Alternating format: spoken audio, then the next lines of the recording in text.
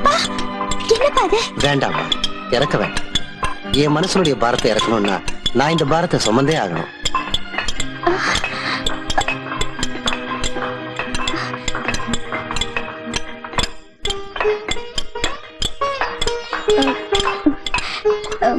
வந்து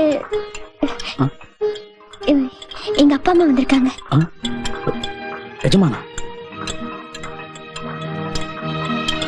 ஐயோ எஜமானே, எஜமானே என்ன இது? என் கண்ணே என்னால நம்ப முடியலையே. நம்பாததையெல்லாம் நம்ப வைக்கிறவன் தானே அந்த ஐயப்பன்.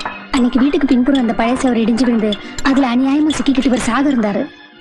நீ பூஜை பண்ற அந்த ஐயப்பன் கிட்ட என் மாங்கல்யத்தை காப்பாத்தணும்னு வேண்டிக்கிட்டேன். அந்த தெய்வத்தோட கருணையால இவர் பொழைச்சுக்கிட்டாரு.